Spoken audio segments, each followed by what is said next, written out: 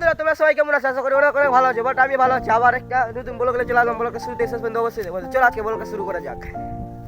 তো so guys, তো আমি চলে গেছিলাম গাড়িতে। আমি ভাবছি যে ওদের পথ যাবো, তো হেঁটে হেঁটে যাবো, ওটার জন্য আমরা গাড়িতে চলে গেছিলাম। মানে আমাদের বাড়ি থেকে 5 কিলোমিটার দূরে চলে গেছিলাম গাড়ি চালিয়ে।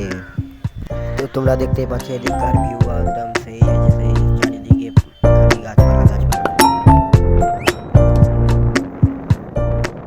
সো গাইস, তো এখন আমরা এসেছি একটু বাগানের দিকে।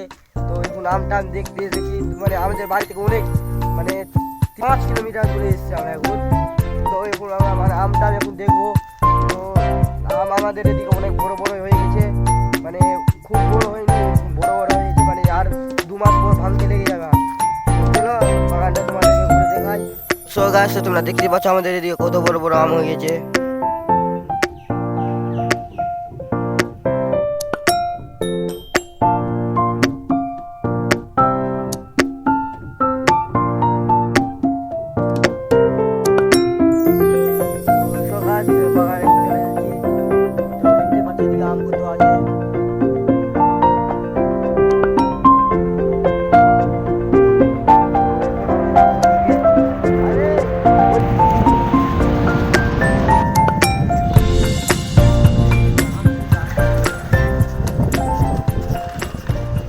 তো সো গাছ, আমরা বাগান দেখতে দেখতে আমরা চলে গেছিলাম এখনই আমাদের বাগানে।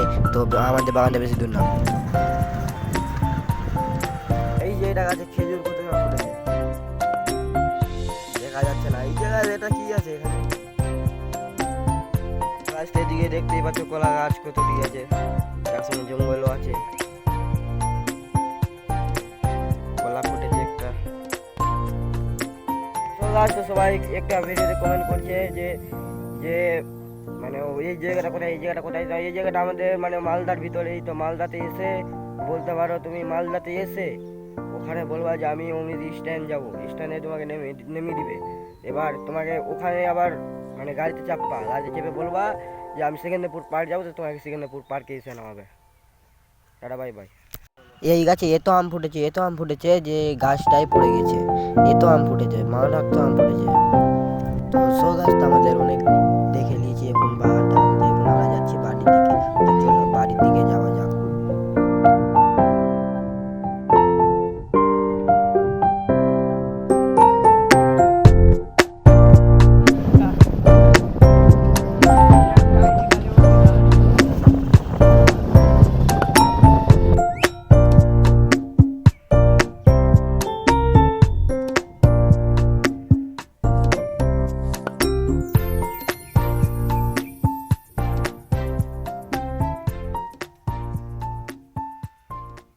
গাইস, তোমাদের ভিডিওটা কেমন লাগলো? ভিডিওটা যদি ভালো লেগে থাকে তো একটা লাইক, একটা কমেন্ট, একটা সাবস্ক্রাইব করে আমাদের পাশে থাকবা।